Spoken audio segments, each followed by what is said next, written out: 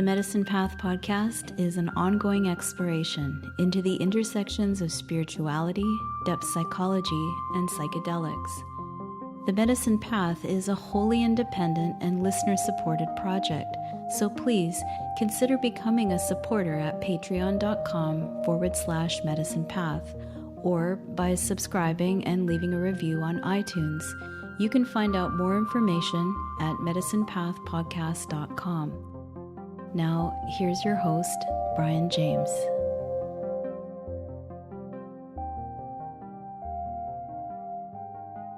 Welcome to the Medicine Path podcast. I'm your host, Brian James. On today's episode, I welcome back Jungian therapist and shamanic practitioner C. Michael Smith, who is the founder of Crow's Nest Shamanism and the author of Jung and Shamanism in Dialogue. In this conversation, we look at the topic of shadow work from both the Jungian and shamanic viewpoints and offer some personal examples of how the shadow shows up in our relationships, the realm of spirituality and personal development, and in the culture at large. I really enjoyed my first conversation with Michael and wanted to have him back to offer his perspective on some important topics that come up in personal development and shamanic work. He does a great job of bridging the psychological and shamanic perspectives and has a lot of experience walking in both worlds, which makes him quite unique as a Jungian and as a shamanic practitioner. If you're not already familiar with Michael, I recommend that you go back and listen to that first episode if you'd like to know more about his background and work. Before we get to our conversation, I want to take a moment to tell you about a new online workshop that I've just made available for purchase. Last week, I ventured into new territory and offered my first live online workshop on shamanic breathwork for self-healing and self-care. I was a little unsure whether I'd enjoy teaching online, but with everything going on in the world, it seems to be the only way I'm going to get to do what I really love to do, which is share some of the practices that have enriched and benefited my life. It's now been about a year and a half since I taught my last live in-person yoga class, and I really miss it.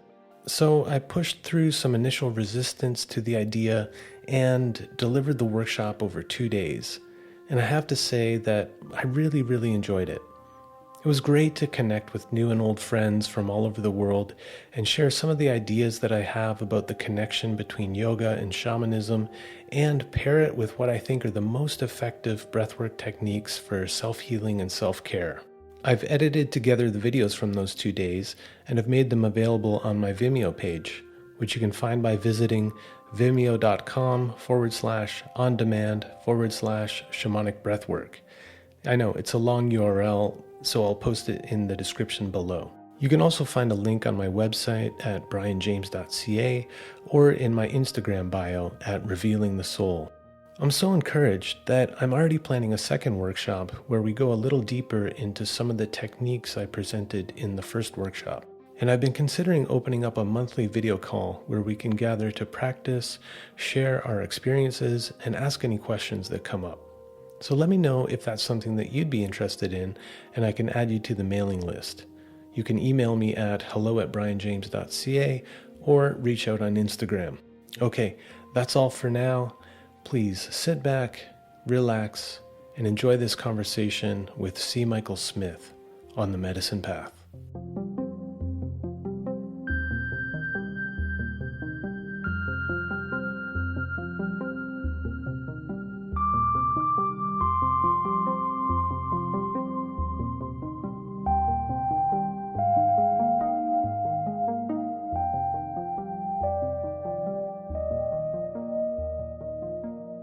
All right, I'm here once again with C. Michael Smith. Michael, thanks again for joining me for another session. Looking forward to it. Well, Brian, it's a pleasure. I love being here with you. Great. Well, I thought it'd be helpful for the listener to get an idea of why I wanted to have another conversation with you. So people who have been listening to me, who know my work, know that I spent many years looking at the correlations between the yogic tradition and the shamanic traditions that I've participated in. And I found a lot of similarities in the approach to healing in both of those traditions. And they're both very practice oriented. Any kind of ideas around what trauma is, what healing is, there are almost mythologies or stories, which I find really engaging, and they really help me to understand what's going on when I actually engage in the practices themselves. But along the way, as I started to see changes within myself and in other people, I guess, I think of it as kind of a hang up of my Western mind that still wanted to understand why or how these practices were affecting the psychological changes that I was witnessing and experiencing. And so I started to explore different modes of psychotherapy, different viewpoints on psychology. And it really wasn't until I encountered depth psychology and Jung's work that I found a psychological perspective that didn't require me to leave my imagination and my mystical shamanic experiences at the door. In fact, what I found was that from a depth psychological perspective, it's actually your imagination that opens the door to the deep psyche. So that was really affirming to me, and it led me to explore more and looking for people who had an understanding of both of those ways of viewing the world, the psychological and the shamanic. And I got to say, there's not too many Jungians or depth psychologists who have engaged in shamanic practice to the extent that you have. So when we had our first chat, I don't know, a few months ago, whenever it was, I just felt a real affinity and really enjoyed how you're able to bridge those two worlds. And so I wanted to explore some other topics that come up quite a lot in the world of healing and transformation and personal development, and to take a look at them through both of these lenses and maybe find ways that they actually are telling the same story, but in different ways, right? So a topic that comes up all the time in this world of healing and self-development is shadow work. And I know it comes up a lot in my practice. I see it a lot on social media. People are really interested in this thing called shadow work. So I thought that would be a great topic to dive into with you.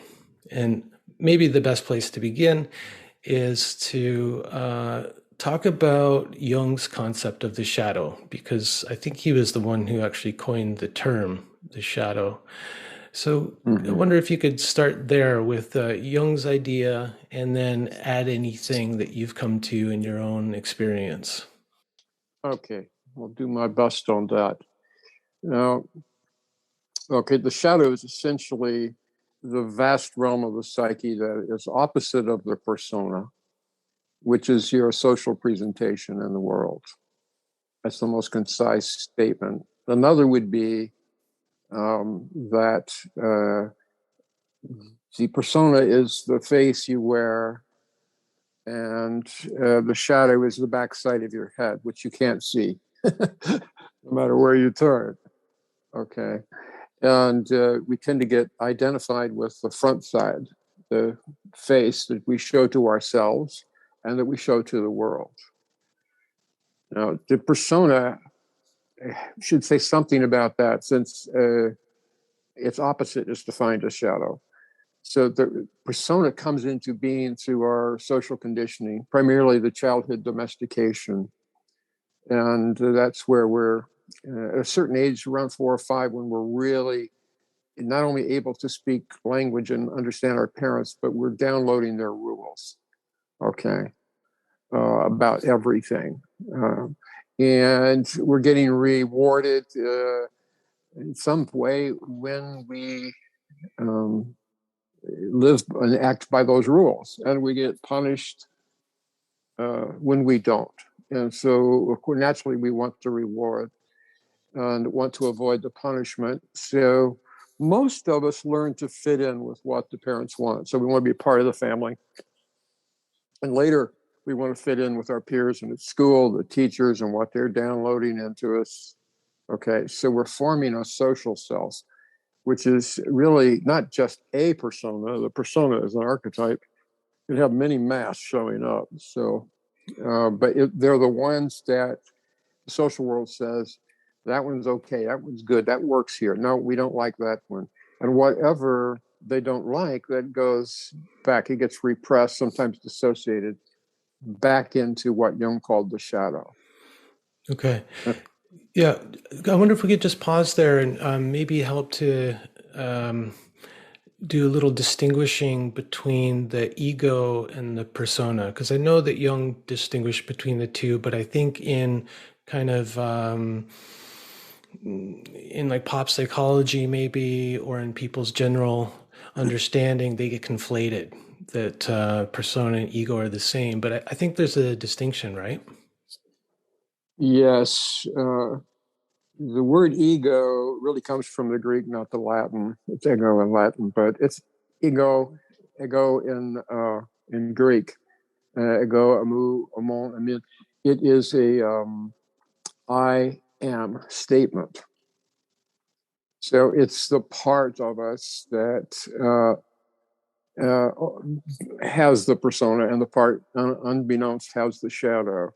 So the ego is what's kind of in between those and able to identify with the persona, and in time is able to work with the shadow. But it is the standpoint we take as conscious beings. And Jung called it a complex, which is very interesting because a complex has many parts.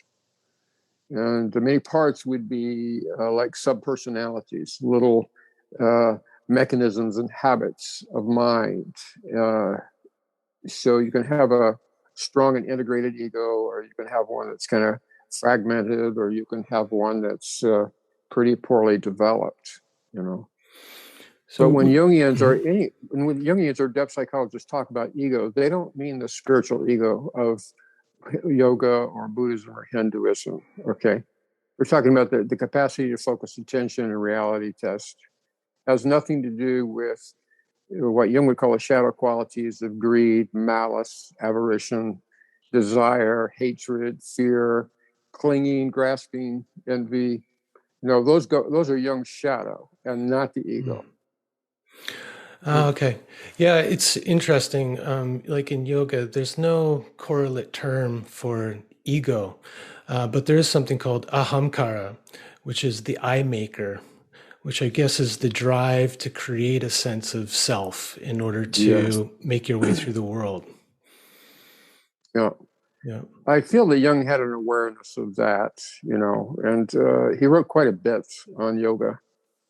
Quite a few essays, and you know, he was looking at that pretty carefully, and I think in part that's behind his wanting to insist that it's a complex and not a singular thing. It's not some permanent possession that you're already in, and it's a form, right? It's the form consciousness takes at the moment. Yeah, and not something to be done away with, but something to be maybe educated, matured, developed, that kind of thing, just to be healthier and more authentic in the way that we then present the different personas to the world. Something like that? Mm-hmm. So much of the information that the child takes in and digests serves the ego. So if the parents believe in Jesus Christ as their savior, if they believe in Santa Claus, whatever they believe in, you know, becomes part of the reality that the ego of the child references all the time. That's reality. So the ego is not very expanded there, you know, but at a later stage, it can move beyond that and realize, oh, that was just one point of view, rather limited, as a matter of fact, and extends. And certainly for Jung to individuate and become whole, you have to increase this thing that way, extend it. It's interesting, those two examples you gave of Jesus Christ and Santa Claus. They're both based on a reward system. If you're a good boy, you'll go to heaven. If you're a good boy, you'll get presents under the tree this year. Yeah, yeah, right. And the punishment system, like in Catholicism, the sacrament of penance is really the confession, going to the confessional. Forgive me, Father, for I have sinned. You know, okay, how many times you masturbate this week? You tell them, and you get these little punishments you have to endure in order to be right with God again. And this, of course, keeps the shadow intact, and strong as a negative force, because it's never dealt with and owned. You're just punished for having shadow urges come up, or acting out some shadow, but never, let's go in there and work with this and see what we can do with that energy.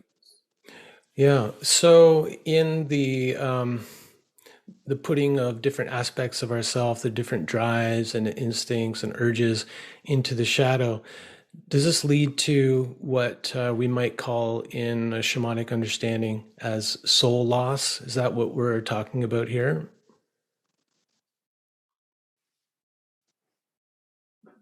I would say some of that would be soul loss. Some of that would be uh, just blockage of energy, but of course that fuels the soul. So you could look at it the way you said.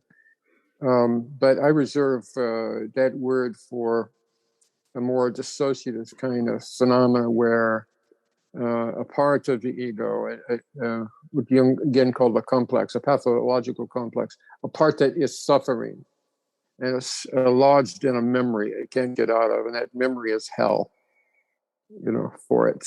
And so to get that out, because you can, shamanically, you can cleanse and purge the dark energies, the negative emotions, and so on, and actually bring in the right kind of energies, which also belong to the individual, But there's often energies taken on from another, say an abuser or a harsh parent or something like that. And those are given back, those are released. So we make that distinction in the shamanic idiom between those energies and the soul part that gets lost or disconnected or projected or somewhere put in the other world. Mm. Yeah, it's interesting that, I think in most of the shamanic traditions that I've experienced, they never talk psychologically about these things. They've never really been interested in like origin stories, knowing the trauma story, but it's more about just, okay, let's get down to unblocking that energy. And through the releasing of that painful energy, we can then reclaim that lost part of ourselves. But you have to go through that, the pain to get to the lost soul part, right? Mm-hmm. Yeah, that's right. I would like to say some other things about the shadow Yeah, please. before we go further into that to give us a framework. Mm-hmm. But I would say there's a personal shadow, and there's a collective, and then an archetypal shadow. So I'd like to distinguish those. So the definition of the shadow would be, what lives in exile and is rejected, it's unworthy, or it's frightening. So we don't want it. It'll get us into trouble because it's the parts that didn't fit in, that were unwanted, let's say, as we're growing and developing into a social being. And it's also the traumatized and wounded parts. And the strength of those wounds vary from person to person. And I remember Eckhart Tolle formulating the pain body. That's that part of the shadow that holds the trauma. And you can have a very dense pain body, he says, if you've had a lot of trauma, or if you come out of a social group, a culture that's had a lot of trauma, lots of warfare or starvation, and what have you. The collective trauma gets embedded in your own pain body, so it's especially dense. You inherit that from your ancestors and your fellow members of the society. And then there's an archetypal level. And the easiest way to explain what that is if you think of the foundational archetypes. I have my version of Robert Moore's, the king, warrior, magician, and lover. But the king in his glory would be like, say, King David, a king that, has a special relationship with the divine, that prays for blessings on the people, and that he might rule wisely and this sort of thing. And so that's at the top of the pyramid, or the top of the archetype. And at the bottom, you have the high chair tyrant, the narcissist who just only cares about himself and is going to do whatever he wants to do because he can, because he says so. So that's an example of the negative pole of an archetype. And you can do that with all of them. The lover, at its very lowest level of vibration would be like an addict, and a magician at its lower levels of vibration would be like a sorcerer, a kind of a shamanic figure who has talents and gifts, but who uses them for egoic purposes or to make money, or, like a prostitute in the shaman's uniform, And then the warrior, you have these kinds of warriors that run amok with violence and rape and mayhem and this sort of thing. So they've degenerated from or never made it to that level of which they're a protector or a defender or in service of the kingdom or the people.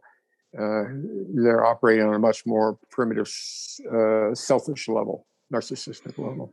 So that's the archetypal shadow. And they can all come into play at the same time. And I think in 2020 and 2021, we felt the coalescence of all these shadow forces on the planet, Yeah, and affecting the planet with them. Yeah, I think bringing out everybody's individual shadow parts to be played out on social media, within the family. Yeah, it's everywhere these days, which I think is why it's become such a hot topic. So the question is, like, right. what do we do with this? How do we do this shadow work? Yeah. The shadow work is not easy, Go ahead. Yeah, well, I wasn't sure if you're ready to get into maybe some practices and approaches to working with shadow, or if you had more to say about the personal, archetypal, collective. Now, when we talk about collective, you're talking about cultural, national, family, not necessarily the collective unconscious, right? Would that be more the archetypal realm? Right, that would be the archetypal realm. I'm talking there about the social collective. So just take the United States, which I live in.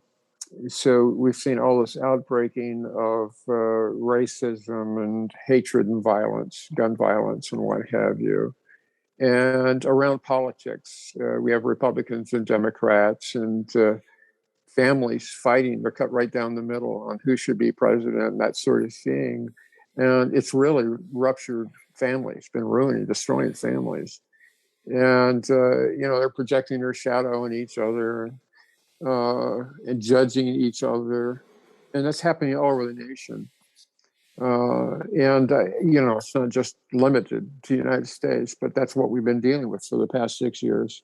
So that's a good example of the psychic contagion that happens when the density of the collective shadow of a nation gets very intense. It can just explode into mass psychosis. Well, let's talk a little bit about that, how the shadow plays out in our lives individually and collectively. So the phenomenon of projection. Why are we always projecting our shadow, the unacceptable, unwanted parts of ourselves? Why do we do that? Why does it happen as a phenomenon? Well, I think we're always looking for a solution to our problems externally. We want somebody out there to give us what we want, to bring us what we want, to solve our problems, this sort of thing. So we're projecting automatically what we're not owning in our own shadow. So we're projecting a savior, or the guru or the healer that will do the work for us, this sort of thing. And when they don't, or when they disappoint us, then we project our contempt, our judgment, our malice, even hatred sometimes, and disillusionment. So it's what lives in the shadow gets projected because it's been repressed or dissociated. It doesn't stop existing. Okay, it's just pulled out of the awareness of that ego we were talking about. Okay, but it's still living, not well, but it's living in this world of shadows, somewhere in the realm, the other world, if you would use the shamanic idiom, and the repressed returns. And that's one way it returns. It can return in symptoms and outbreaks too, but it returns in the form of projection, idealization, and de-idealization. Mm. Yeah, I love the image that you started out with, is the persona being the mask that we wear in the front, the front facing, and the shadow being like the back of the head. And the image that comes to me is how if I'm looking at a mirror, I'll never be able to see the back of my head with one mirror. I can only see my face because that's where my eyes are. But to see the back of my head, I actually need two mirrors. I need to have like one behind me and one in front reflecting back. And it makes me think about how it's really hard to do shadow work on your own in an isolated bubble. You can just kind of stay in projection and keep reaffirming that and justifying that to yourself all day long. But it's not until you get into relationship where you get that reflection, the true reflection of the parts you can't see, whether that's with a therapist or a compassionate, hopefully, lover, or even a lover who's not so compassionate, who's just really putting your face in it. Yeah, does that sound, that's interesting to me, just that image of the back of the head and how we kind of need another mirror in order to see it. What do you think about that? Yeah, this whole thing of mirroring is very interesting. There's a form of use of a mirror I do for soul retrieval, so I don't want to forget that. I'll come back to that in a bit. But in Mexico, the Toltec and Mexica cultures, that's Aztec, in particular, were big on the smoky mirror. The idea of like an obsidian mirror, which you can't see into very clearly, but you can see yourself. But if you stare at it, it distorts, changes shape, and you start seeing stuff that you may then react as, that's fascinating or that's terrifying. And if it's terrifying, go into that and explore it. So you could work, and I do that, you could work with that alone. But I don't think most people can start there, because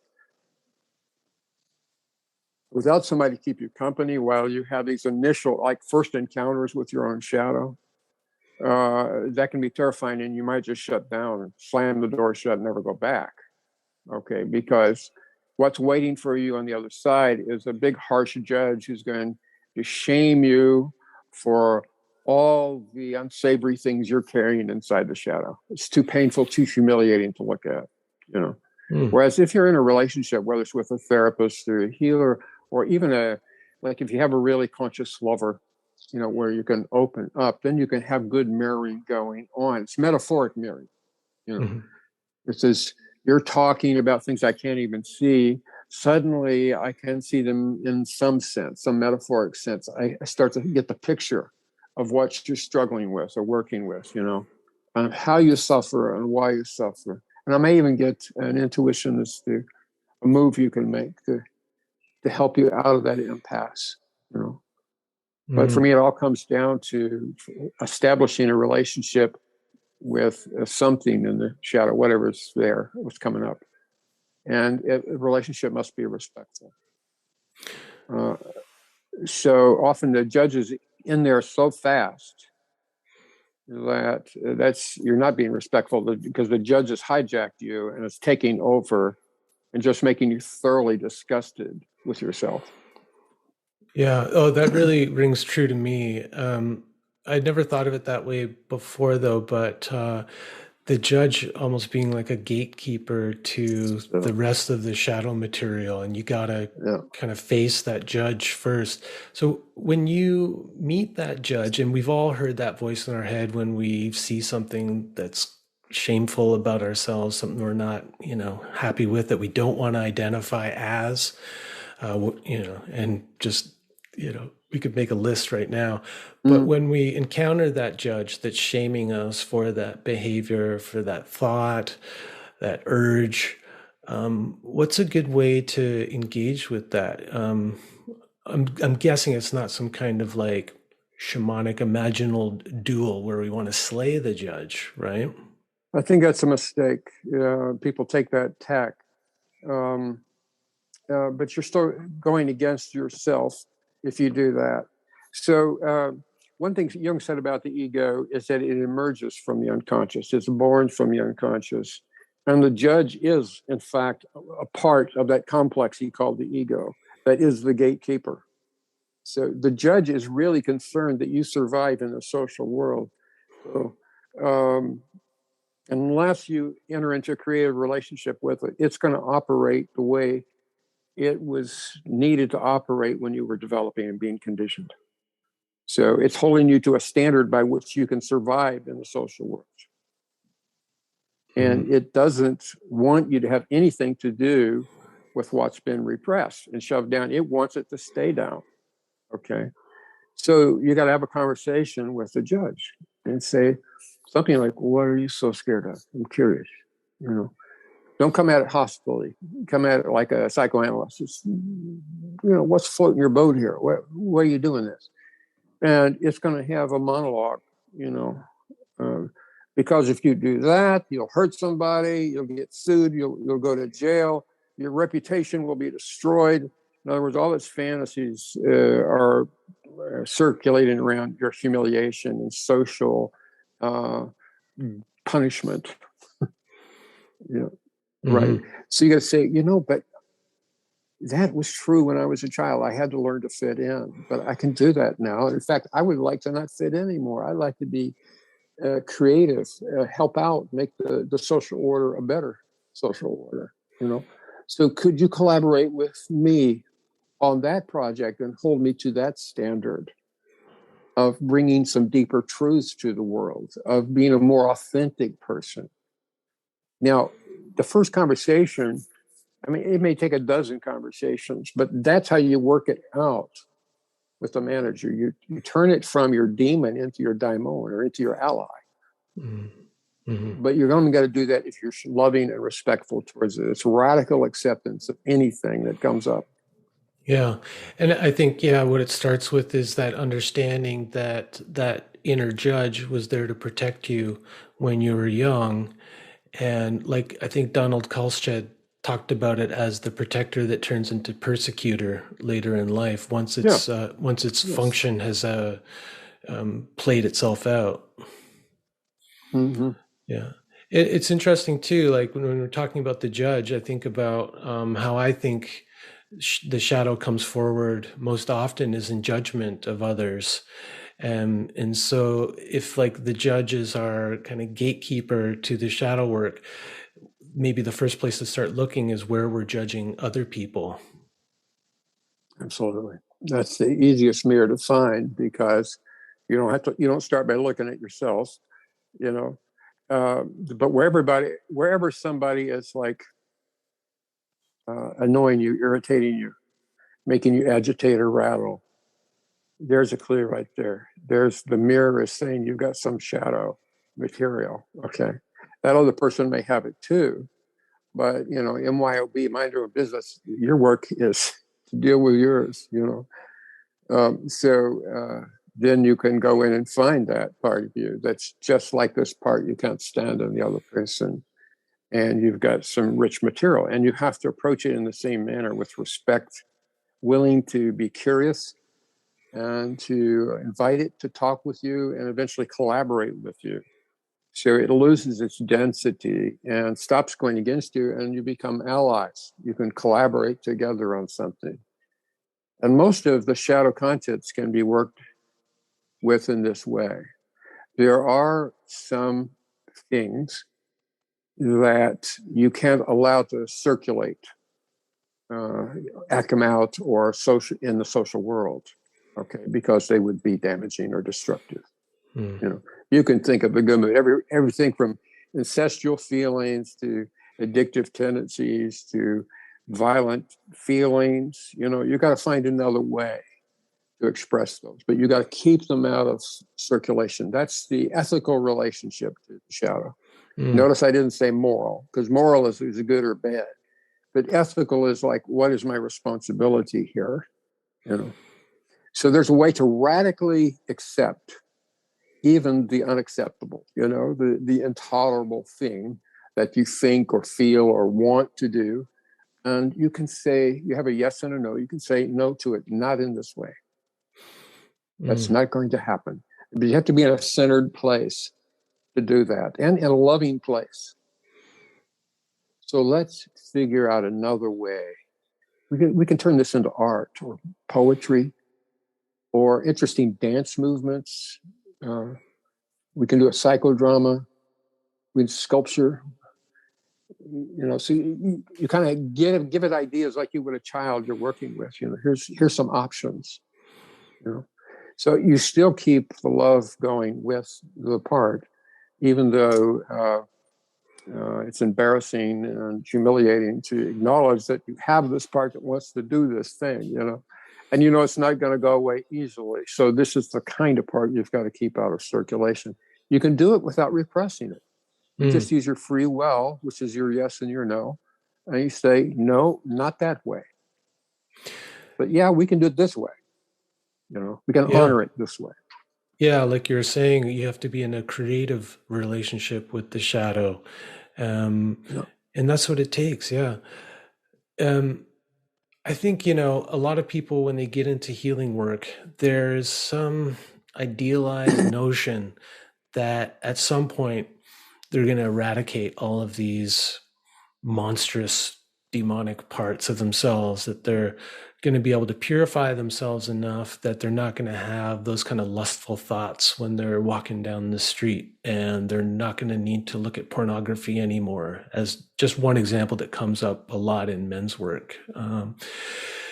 Now, my sense is that that's not realistic, and that we have to have some good warrior energy online to create boundaries around that part. Let it exist, but do it, like you said, in a very controlled and ethical way. Now, in your experience, is there any doing away with these most unwanted parts of ourselves? There are people that claim to have done that, but I'm skeptical. I know one human where I kind of believe that. Okay. But, in addition to being a psychologist, I'm a medical anthropologist, and I've worked in different indigenous cultures, and always studying the healing system so I can compare them across cultures and see what I can learn from them too. And I've studied with some of the very best, but I've been disappointed over and over again when I idealized them and I expected them to be able to be in such self-control that they would not act out destructively. But I've never found that not to be the case. And in 2016, after 5 years working in the Amazon, Peruvian Amazon, and getting really to know the shamanic situation there, the plant-based shamanism, I was outraged by discovering over and over again that these shamans or curanderos were sexually exploiting their patients, usually of American or European origin. The Latinos know how to deal with the cat calls. It's a power play. They play it, but the American, the Canadian, the British, the Australians that come, but also the French, the Germans, the Dutch that have come down there, they are particularly vulnerable to the sexual exploitation. And I confronted this one guy that I'd worked with, and when I saw what he was doing, um, I stopped him. But I said, you just can't treat people this way. They're doing ayahuasca. They're vulnerable. They're in a hypnotic state, and you're making gestures and planning sexual suggestions. I see, because women were reporting it to me. Okay, and that's not okay. And he said, well, I'm a Latino. And he just rationalized it. I said, that's not good enough. You're doing harm to people. You're proposing as a healer, but you're doing harm to people. Now, I don't say I'm any better than him. I have the same type of desires as any other man, okay? But I also have my yes and no. And I know when people come to me, they're in pain. They have their own reasons, okay? So what they want is to heal or transform. They're not really asking for that. And it would probably be damaging in most cases for the healer to get sexually involved with the patient. And so in 2016, I'm part of this conference with Graham Hancock and Dennis McKenna, Jan Kunin, Howard Charing, a bunch of people that know the North Amazon well. Okay. So in the totality of us, we've all been working that field for something like 20 years, back into the 1990s, actually. Okay. So, and we've met a lot of shamans. So I says, is any one of you, this is at breakfast one morning, we're all sitting together. So any one of you can tell me you've met one male shaman that has not exploited his patient sexually. And I was surprised, not one of them could say that. It was enlightening for all of us. And we agreed this is a problem, okay? Yeah. But yeah, I mean, you can have that anywhere. I'm not picking on Peruvians by any means, okay? There are just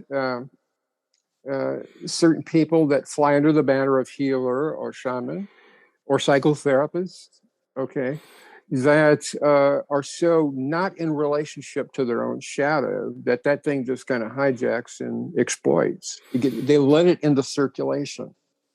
Yeah, and even find ways to justify it, like in service to sexual healing, that kind of thing. Right. I've seen my fair share of that in the yoga world too, and I'm reminded of that old saying. I don't know who said it, but it's like the brighter the light, the longer the shadow. And especially in something like yoga or other spiritual systems where there is this idea that you can purify yourself, that you can eradicate your shadow urges. That tends to me, in my experience, just to repress things even further and to build up the persona. I think if there's a moral imperative, it's to come into relationship with these forces rather than rationalize or justify them. Where is your free will in these situations? And how conscious are you? Are you just allowing a part of you? I mean, you could think of every part, every energy in you is like a daimon. Okay, it's an urge to life, an urge to express itself. But do all of them have equal claim in every situation to do their thing? Of course, I think no, they don't. Yeah, well, they think they do, right? and so, yeah, the role of the healthy ego is to be some kind of manager of all the parts and be the one who decides what is right and what is wrong, or what's the yes and the no in any given situation, like what's appropriate, what's my responsibility, those kind of things. Yeah. Well, I would say this differently because managers can be allies, and a manager could help steer a person away from acting out, putting something into social circulation. That's true. But the best source from that is your own higher self, or your own deep center, your own divinity, just being in that, where there's centeredness, coherence, compassion, energy. Let that consciousness make the decisions. The ego is its servant. Sometimes I like to drop that word ego and just say an aware I that knows what it is, as part of the divine, just like you're part of the divine, And therefore, it has clarity, compassion, courage, creativity, connectivity, all these things that you need to make life affirming, love based choices. Yeah, I like that. I think about it as an educated ego, and the ego taking education from the higher self or the heart, Yeah. and being servant too. Um, when you're talking about that whole dynamic that plays out in plant medicine shamanism, whether it's happening in Peru or it's happening up in North America with like Gringo shaman and all of that, Mm-hmm. there's an aspect of that we can see as purely the shadow, right? So the person gets inflated with their own sense of power and entitlement, and they allow their urges to play out in really inappropriate situations. So we can really see that. That's like some dark shadow stuff that's playing out. But the other aspect of it that I think makes gringos susceptible to that kind of manipulation and power play is the projection of, I think what's sometimes called the golden shadow onto the healer. So that aspect of yourself, like your own inner healer, the healing capacity in you, the inner wisdom in you, projecting that onto the guru or the shaman or the teacher, the psychotherapist. Could you talk a little bit about that? How there's more than just the dark, nasty stuff in the shadow? Yeah, but first I want to say there's also the wounded parts, the unhealed wounded parts of the healer that play a role in this. So that's also in the shadow. Okay. So if I don't know my own value, I will look for self-esteem outwardly. If I don't see myself and know what's of value about me, I'm going to want it from other people. Right. So, Okay. yeah, just let me follow this. So the let's say the bad shaman, to characterize it that way, is not only looking for sexual gratification, but could also be looking just to feel loved by a woman. So that wounded part of himself could just be looking for love and affection, admiration. That's exactly my point. Exactly. Because the acting out healer has not healed themselves, they are likely to act from the more negative pole, and express the more immature forms of themselves. Hmm. Yeah. So it's the gold projecting onto them. What does that do? That sounds like, oh, I'm so wonderful and important. Look how these people honor me, worship me, this sort of thing. And that's a real trap for a teacher. And anybody that's in a position of social power, that projection on can easily be exploited, but it's going to be exploited from their own wounded parts. Hmm. Yeah, it's Even the intoxicating, right? narcissist. Yeah, yeah. Especially the It's like narcissist.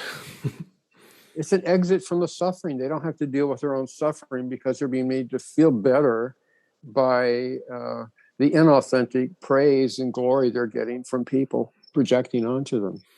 Yeah. So it's like a hustle. They haven't really done their work, or they haven't completed their work. Let's put it that way.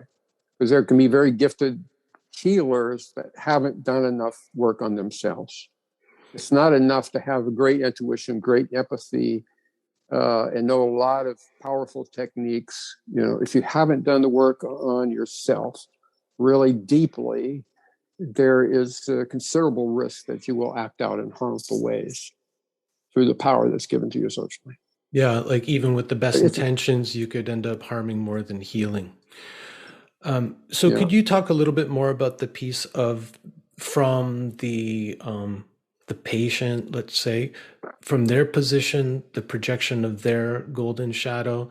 So how can I, as someone who's engaging in therapy, any kind of healing modality, how can I make sure that I'm not doing that? And how can I protect myself from a shaman so that I receive the best of the shaman and am not susceptible to their own shadow play? You follow me? yeah. Because like we've been talking about how to become aware of your kind of your negative shadow, like, oh, it comes to through my judgments and my derision of other people and all of that, or my shaming of myself. But what about that golden shadow? How do we become aware that Yeah. that's projection is happening?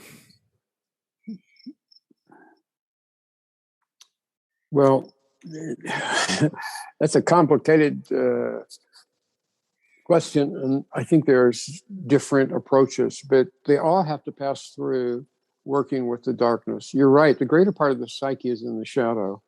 In classical Jungian analysis, there's a little time spent getting oriented to the client and to their persona field, okay, to see if they're identified with it, help them suspect there's much more to them than what they're identified with.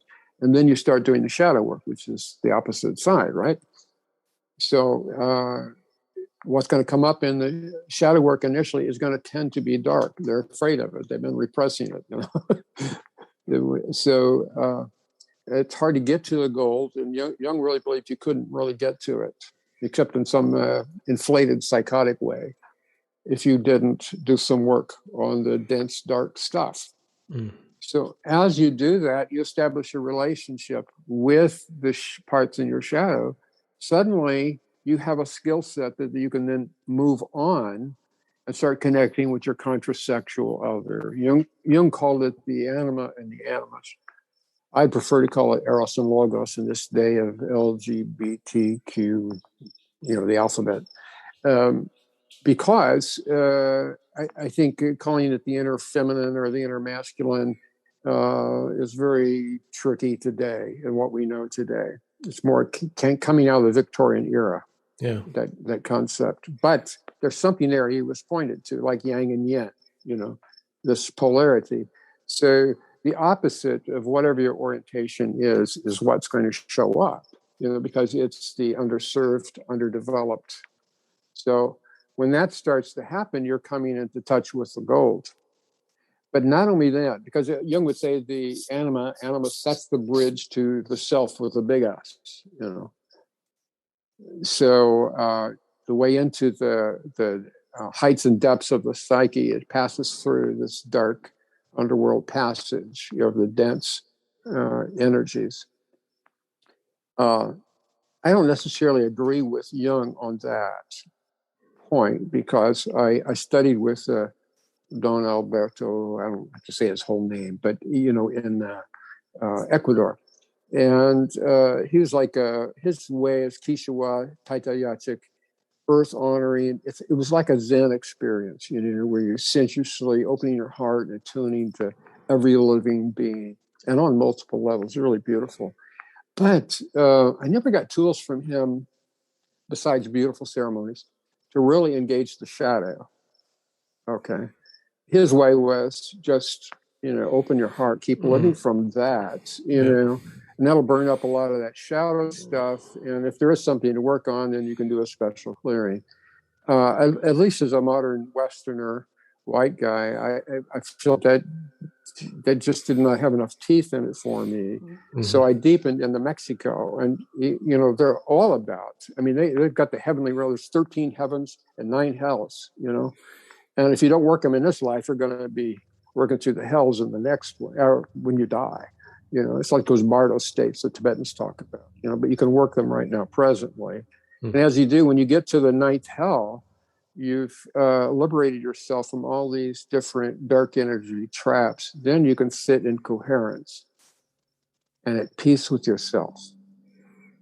But if you did that work before you died, as part of your spiritual path, okay, you can move on and you can ascend the 13 heavens, and they have other paths too. But I liked it that they have the shadow built in for thousands of years into their healing culture. Yeah, that appealed to me a lot.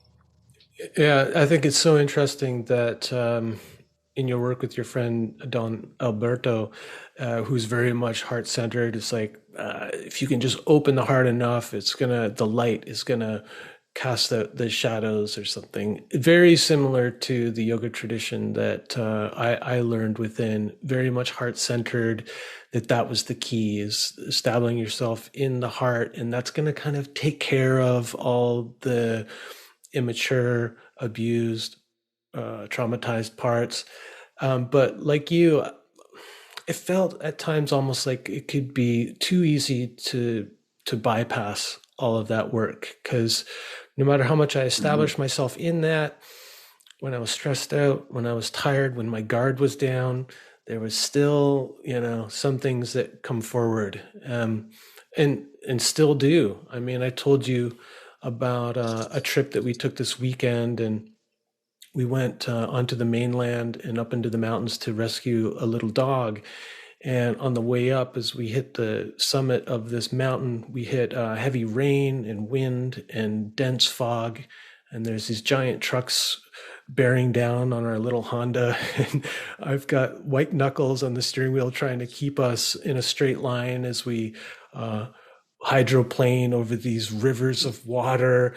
And my wife's there, our other dog is in the car, and it's bringing up all of my fear, all of my stress and anxiety. And in those moments, then this weekend, I find, I still have this kind of inner oppressor or inner authoritarian. So when I'm in that state, it's all I can do to kind of hang on to any semblance of sanity and get us through this. And I found myself like shutting my wife down. She was trying to ask, like, how are you doing? Are you doing okay? And I'd be like, I'm doing fine. Just like, leave me alone. Don't talk to me. Let me get through this. This like real kind of inner authoritarian would come out in those moments of like real stress. And, I could have in that moment just tried to open my heart or something, but I mean, this is just what was authentic. And I think for me, integrating that is acknowledging it. And then, after the storm passes, talking to my wife about it, like what was going on with me, why I spoke so sharply, that kind of thing. And that feels like the best I can do right now. Like, I don't know if that tendency, to try to gain control of a situation in that way, which I think is trying to cope with the fear of being out of control. I don't know if that'll ever go away, but at least if I acknowledge it and talk about it and do that repair work with my wife afterwards, that feels kind of healthy enough for now, at least, Yeah, I think that's actually natural and normal what you're describing, and what we have on the world's mystical traditions is a massive projection of the gold onto them. We've over idealized them and what they can do. For Jung, this is why he appealed to me so much, is he saw this situation that you have to hold the opposites together, and there's a mighty tension between them. So in that scenario, you're trying to hold your spiritual integrity and wisdom together with how the energy of your body is managing, and the emotions are managing the challenges of the situation you're in. So to judge yourself and say you're not spiritually evolved because you're in this tension, for Jung, would be to miss the point. There will never be a situation where you're not in tension, or if you are, it's not natural, because we're like yang and yin, we're between opposing forces and up cycles and down cycles, and learning to navigate that and seeing what they are without judgment, without blame, but being able to learn from mistakes, not judge them, and apologize if you've hurt anybody in your mistake, and try to insight into, okay, what were the forces at work there that pulled me off center? Yeah. I got out of center over something this week. I forget what it was, but I told my partner, I'm out of center, so watch out. They get back in. I mean, that's what our practices are for, is to self-awareness. Get back in the center. Yeah. Well, awareness first, right? And then, like what you said, I do this all the time with my partner too, because I have greater self-awareness now. I can give her like fair warning. It's like, this is going on, and just let you know, I'm going to do my best to manage it, but I'm also probably going to have a sharp edge to me for the next little while or whatever, right? So like that fair warning, and then the humility to go back and apologize and to self-reflect.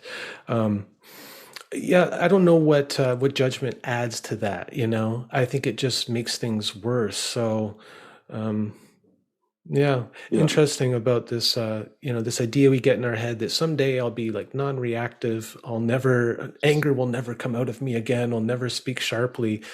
It just, more people I talk to of your age and like listening to Jung and people like that, it just seems like that's just not realistic or healthy to even hold Right. that ideal. Right. I think it's a projection. It's an idealization that's not fully accepting the nature of reality. You know, and the Buddha himself says, you know, there's all this impermanence and change, and it itself generates suffering, and that's just the nature of being, of existence. You know, and wisdom is recognizing that. You know, Yeah. so it's not how to be unaffected; it's how to be fully affected by what's going on, and yet hold on to your center, hold on to your consciousness. You know, and forge a middle way between the extremes, because you can't be perfect, okay? And you don't have to be totally taken over by the frustrations of the day.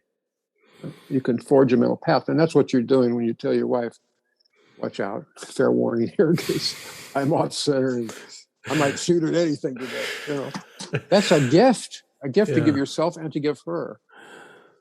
And not judge yourself for it. Just recognize the truth. That is the truth. That's the authenticity.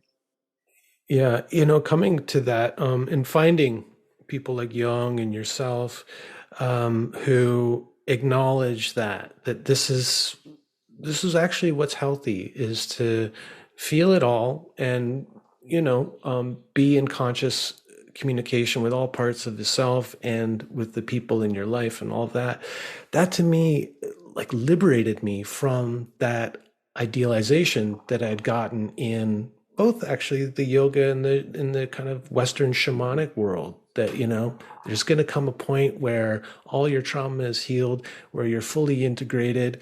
And it was usually the teacher at the top of the hierarchy who's collecting all the money for the trainings and everything, who's the one setting that up for us, as some kind of goal, some place to get to, and that they were the one that could help lead us toward that, but even just to put it out there that it was a possibility, and I'm living proof of that, took me a long time to get over that. So I saw, I studied Adi Da, Free John, and Osho very carefully.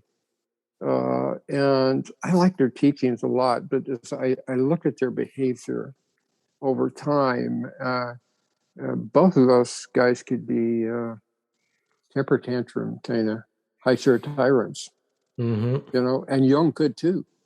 People that were around Jung would say, he had a belly laugh. It was wonderful.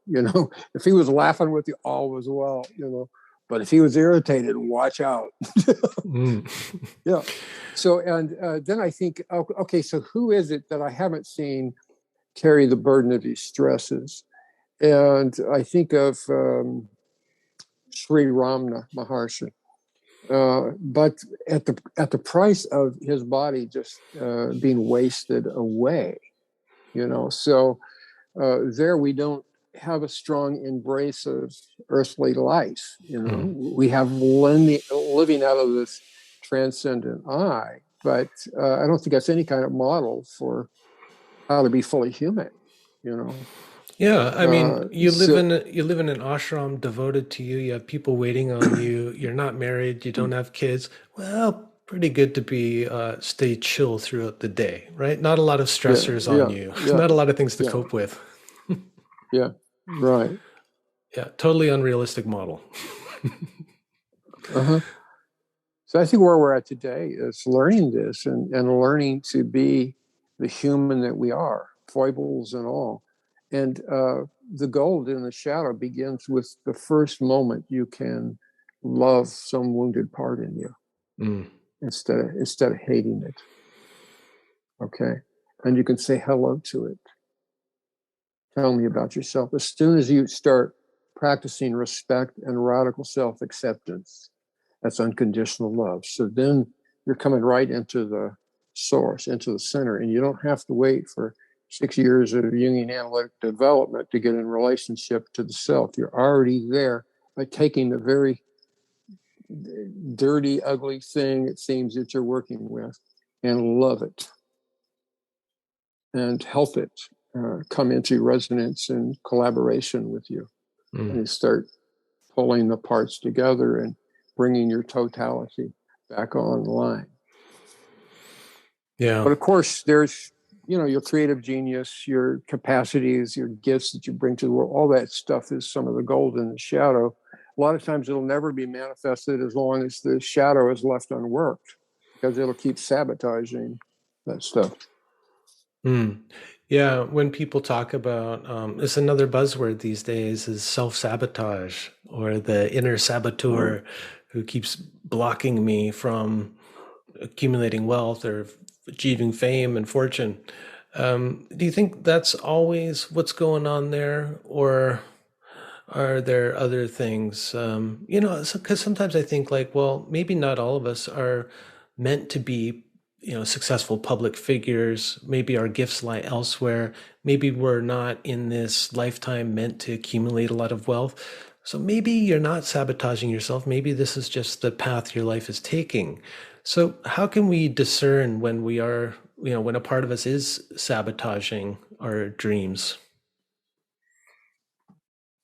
Yeah, thank you for that question. And I love it because I've had to answer this for myself. And I believe we all have a daimon or a creative genius or guardian spirit, whatever you want to call this, Ishtadeva. If we are in relationship with it, it can help us clarify what we should be doing. Fame could be important for some type of gift you're bringing to the world. I think usually it's not. Usually fame is the ego just wanting to be loved by everybody, seen by everybody. It means they're not loving themselves.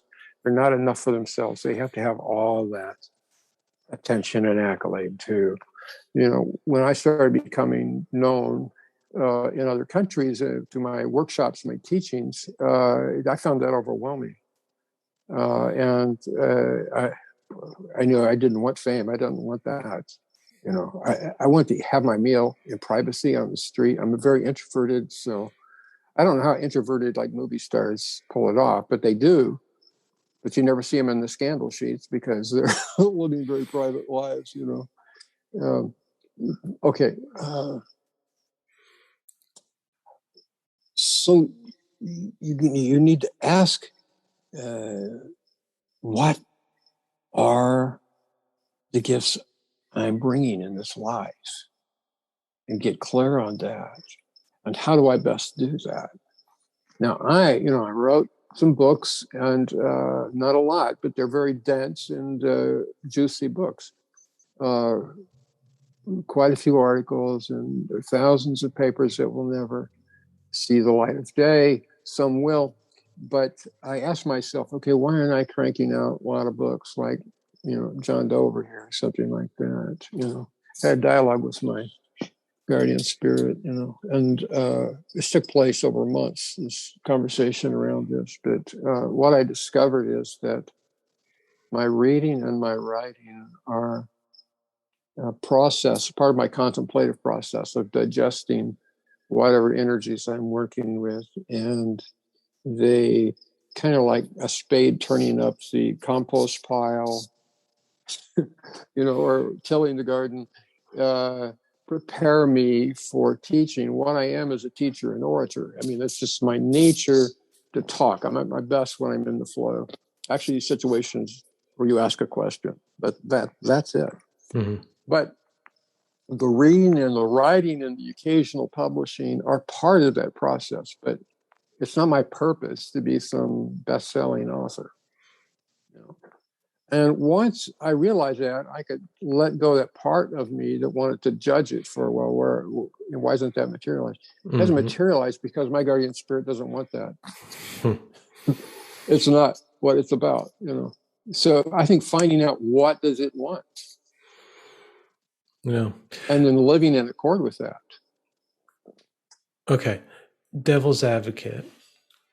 A lot of popular life entrepreneurial coaches right now would say, see, that's you sabotaging yourself again. This belief that, oh, well, it's not my true path to have a big following or to run successful online courses on Jungian shamanism, that kind of thing, right? So how can you be sure that, because what we're talking about is shadow stuff we can't see? How do you know for sure that that's the truth? Yeah, well, you know it if you know when you're living from your heart, if you can feel that authentic resonance, you know. Okay. Also, it's what I've had to do is push away fame. It's not never have it. Okay, I have 50 some thousand followers on my Facebook accounts alone, and 38,000 emails sitting in my box, most of which I just don't have time to open. So it's not that people don't know about me, but I could milk that for fame or money. I don't want to do it. I want to do exactly what I'm doing. And I know that. I know what my heart wants. And if you know that, it doesn't matter what these people say. There's so much new age, ego based marketing. Here's how to succeed. And to be spiritual, you should be making a lot of money. And you can do it. And I've got just a plan for you. And by the way, it's going to cost you $10,000 to take my seminar, or 12,000. Sometimes it's more, Oh yeah, if you get to the really famous coaches, it's 20,000 and up. The promise being that you can have their level of financial success and exposure and social media following and all that. And I think like that's important too. Like that's something of the cultural shadow, isn't it? This kind of pressure to be more or to emulate the most famous Yeah. in any field. Yeah. That's part of the disease of our time, is that people are so desperate to feel valued or important or wealthy that they think what they want is out there. And getting a lot of money or getting fame will make them feel better. But the evidence is to the contrary. Yeah. Well, I was going to ask about like practices to do shadow work and things like that, but I think you really touched on the core practice, just connecting to the heart, acceptance of all your parts, holding them in your field of awareness with love and compassion. That to me is like where we all begin. And any kind of ritual enactment can be helpful. And maybe we can talk about that some other time. But I really want to leave people with that. And also, I think it's really important that what came out at the end there about these expectations that we put on ourselves, really, it's not the society necessarily doing it, but we're doing that pressuring internally, and where that's coming from, and using the heart to discern your true path, which may not look anything like that famous coach's idea of what you should be doing with your life, and trusting in that when you feel it. Yeah, I think that's where we should end it. Are you good with that? Good enough. I'm good with that. I would just add relationship with the parts in your shadow. That's crucial. Yeah. Just like you have a relationship with your wife, you want to have a relationship with you, these different parts. Yeah. And so engaging in the dialogue with those parts, asking, what are you afraid of? What do you need? Is there another way that we could find expression of this urge or desire, and getting like creative? And, I think I've started to think like shadow work, ooh, it sounds so heavy and dark, but often to me, it's like a shadow play where I'm allowing these parts of myself to come out in the appropriate place and time. And man, that feels like really liberating. Yeah, I think what Dante and Blake, or the Gilgamesh epic, what they put into writing, it's a mixture, of glory and beauty and terror and horror and all that, and how to navigate it. There's usually a message that comes out, So that's one way to take, the difficulties of life and the chaos and the sort of thing and make art with it, or some type of creative expression. Yeah, beautiful. Well, thank you for this time. It's like I say, it allows me to fly a little bit because I'm a talker when I talk. No, and that's great for me. I can just send you off with a little question or inquiry. And I hope we can do this again on a bunch of other topics, because I find it really helpful. It's really affirming to me in a lot of different ways. And I know people have been responding really well to our first conversation. And so they want to hear more of this too. So there's something to it, this connection that we have. Yeah, I enjoy it. Let's do it. Great. Well, until next time, take care. You too. Bye-bye. The Medicine Path is produced by Brian James on unceded Coast Salish territory, Vancouver Island, Canada. For more information, visit brianjames.ca. Music by Olive Artisoni, aka Greenhouse. Join the Medicine Path tribe and gain early access to episodes and the full podcast archives at patreon.com/Medicine Path. May the road rise up to meet you. May the wind be always at your back. May the sun shine warm upon your face. May the rain fall soft upon your fields. Until the next time we meet on the Medicine Path.